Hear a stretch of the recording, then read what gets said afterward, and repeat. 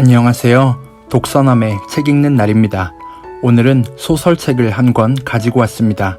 히가시노 게이고의 화제의 신간 마력의 태동입니다. 한마디로 요약하자면 재미있습니다. 재미있어요. 저에게 재미있는 소설의 기준은 아주 간단합니다. 밤새 읽었는가? 네, 저는 이 책을 밤새 읽었고 하룻밤에 완독했습니다. 이번 영상에서는 히가시노 게이고와 그의 작품 마력의 태동을 소개해 드릴 테니 영상 끝까지 함께 해주세요. 구독과 좋아요 눌러주시면 앞으로 더 많은 책의 이야기를 들려드리겠습니다. 크게 세 부분으로 나누어서 말씀드릴 텐데요. 첫 번째는 작가 히가시노 게이고에 대해 짚고 넘어가겠습니다. 두 번째로 라플라스 시리즈와 전작 라플라스의 마녀에 대해 말씀드리겠습니다. 그리고 마지막으로 마력의 태동의 내용과 감상에 대해 차례대로 말씀드리겠습니다. 우선 이 책의 장르는 히가시노 게이고입니다. 시답자는 농담이 아니라 그만큼 독창적인 소설을 쓴다고 할 수 있다는 말입니다. 게이고의 소설을 200% 즐기기 위해서는 작가 이야기를 먼저 하고 넘어가야 합니다. 히가시노 게이고는 이미 독창적인 장르를 개척한 검증된 일본 작가입니다. 한국인이 가장 사랑하는 소설가이기도 하죠. 가장 잘 알려진 작품은 나미야 잡화점의 기적이지만 사실 게이고는 대단히 폭넓은 장르의 작품들을 선보이는 작가입니다. 특히 과학, 의학 등의 소재의 추리소설, 미스터리 스릴러, 드라마적인 요소를 결합해서 SF, 판타지의 형식으로 풀어가는 필력이 아주 탁월합니다. 특히 살인사건에 대해 다룬 책들이 아주 많았죠. 유명한 작품으로는 용의자 X의 헌신, 가면산장 살인사건, 매스커레이드 호텔, 백야행, 비밀, 방황하는 칼날 등 대부분의 작품에 살인사건이 나옵니다. 제 생각에 게이고 소설의 가장 큰 특징은 추리소설의 요소를 많이 사용하는데 가벼운 트릭과 복선 위주로 풀어나가지 않고 그렇다고 너무 무겁게 사회적인 의미를 다루지도 않으면서 이 모든 것들을 적절하게 조화시킨다는 겁니다. 그러니까 독자들은 탄탄하고 흥미진진한 스토리를 따라가면서 숨어있는 단서들을 찾게 되고 결국 이 모든 퍼즐이 맞춰졌을 때는 어떤 교훈도 얻게 되고 한 번 더 생각해봐야 할 이슈를 듣게 되는 셈이죠. 도덕적인 딜레마 같은 거 있잖아요. 남의 이야기일 때는 쉽게 말하지만 막상 나의 일이 된다면 아주 혼란스러울 것 같은 일들이요. 예를 들어서 이성만으로는 합리적으로 설명되기 어려운 딜레마를 가진 범행 동기, 감정이 유발되는 과정을 알게 되면 본인이 아니고서는 쉽게 말을 할 수가 없게 되는 그런 사건들이 있겠죠. 에피소드를 말씀드리고 싶지만 그러면 스포일러가 되니까 여기까지만 해야겠네요. 스토리 라인도 아주 좋습니다. 게이고의 작품 중에 무려 19편이 드라마로 만들어지고 7편이 영화로 만들어졌다는 팩트만으로도 검증된 스토리 작가라고 할 수 있겠죠. 영화나 드라마로 만들어지는 건 단순히 인기만으로 되는 건 아니잖아요. 정리하자면 판타지적인 요소와 추리소설의 재미를 담은 탄탄한 스토리라인, 그리고 책을 읽고 난 뒤에 어떤 사회적인 문제의식과 통찰을 던져준다는 점이 히가시노 게이고 소설의 특징이라고 할 수 있겠습니다. 두 번째, 라플라스 시리즈에 대해 말씀드리겠습니다. 이 책 마력의 태동은 시리즈 소설입니다. 3년 전에 히가시노 게이고 데뷔 30주년 기념작이자 80번째 작품인 라플라스의 마녀가 출간됐습니다. 일본에서는 이미 영화화된 작품이고 국내에도 올해 영화로 개봉된다고 하네요. 마력의 태동은 라플라스 시리즈의 두 번째 작품이자 전작인 라플라스의 마녀의 이전의 이야기를 담은 프리퀄 작품입니다. 라플라스라는 이름은 18, 19세기 프랑스의 수학자 피에르 시몽 라플라스에서 왔습니다. 그는 만일 우주의 모든 원자의 정확한 위치와 운동량을 알고 있는 존재가 있다면 현재의 모든 물리 현상을 해명하고 미래까지 예측할 수 있다는 말을 했습니다. 모든 역학적인 데이터를 알 수 있고 해석할 수 있는 지성이 있다면 이 세상에 불확실한 것은 없어진다는 말인데요. 이러한 초월적 지성을 가진 가상의 존재에 라플라스의 악마라는 별명이 붙었습니다. 소설의 주인공은 자연을 읽어내는 신비한 소녀 우하라 마도카입니다. 8년 전 갑작스레 날아든 토네이도에 엄마와 함께 휩쓸렸는데 혼자만 살아남게 됩니다.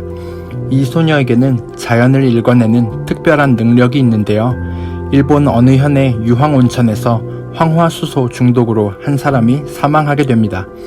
경찰과 전문가들은 이 사건을 단순 사고라고 결론을 내리게 되는데 얼마 뒤에 같은 사망사고가 또다시 일어나게 됩니다.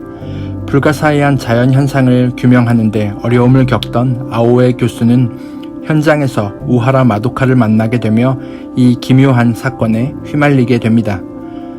두 개의 죽음, 8년 전의 사고, 토네이도, 자연, 예언, 이 모든 일에 열쇠를 쥔 소녀 마도카의 이야기가 펼쳐지는 책이 바로 소설 라플라스의 마녀입니다. 이제 본격적으로 마력의 태동 이야기를 할 시간이 왔네요. 책만 읽어서는 알기 어려운 정보들을 들이다보니 서론이 길어졌습니다.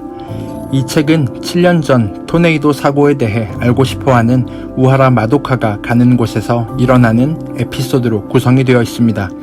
총 5개의 에피소드가 나오는데요. 등장인물도 계속 바뀌고 스토리의 개연성도 약간 산만한 면이 조금은 있지만 뒷부분에 가서는 서로 연결되며 전체의 이야기가 풀립니다.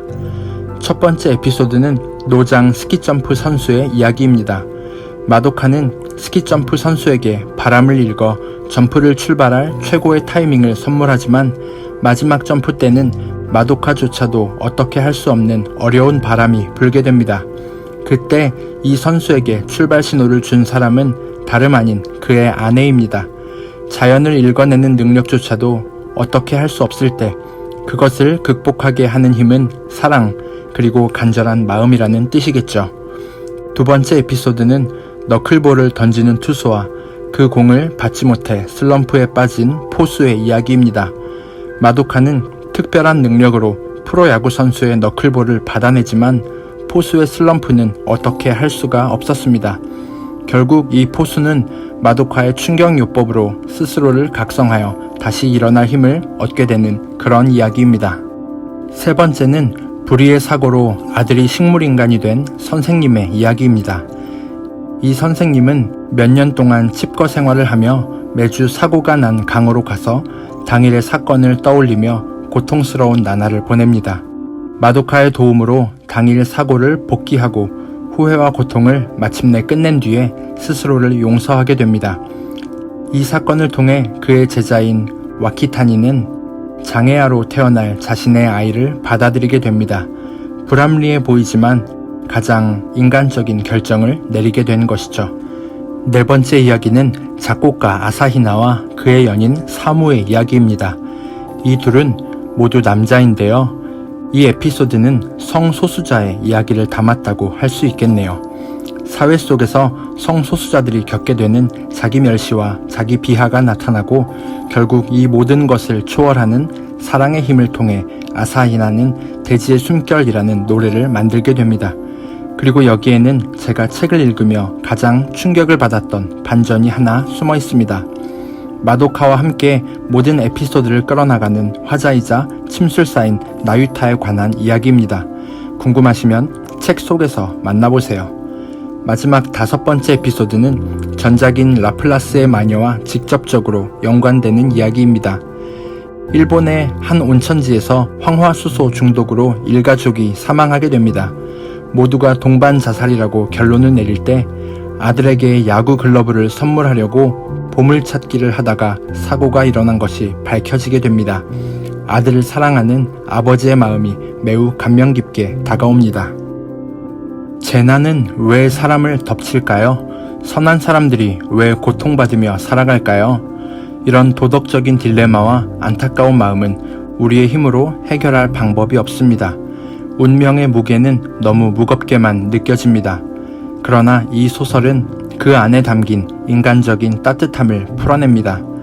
운명조차 초월하는 기적보다 더 신비로운 인간의 힘을 그려낸다고 할까요? 슬럼프, 가족의 힘, 사랑의 힘, 장애, 성소수자, 지극히 일상적이면서도 어려운 문제들을 다루면서 재미와 의미 모두를 아우르는 작품. 저는 이런 소설을 매우 좋아합니다. 시리즈 소설이기 때문에 가장 중요한 떡밥들은 여전히 미궁 속에 있습니다. 마지막에 한 젊은 사람이 등장하는데요. 이 사람은 갑자기 들이친 돌풍 속에서 날아가는 풍선의 착지점을 정확히 예측해 제자리에서 풍선을 잡아냅니다. 바람을 예측하는 또 한 사람, 그리고 종이풍선, 다음 시리즈를 기대하게 만드는 단서들이 소설 마지막에 나옵니다. 한 줄 요약, 재미있습니다. 의미도 있습니다. 숙제도 있습니다. 기다림도 있습니다. 지금까지 마력의 태동 리뷰였습니다. 영상이 도움되셨다면 구독과 좋아요 눌러주시고 댓글을 남겨주시면 큰 힘이 됩니다. 저는 책 읽는 날 독서남이었습니다.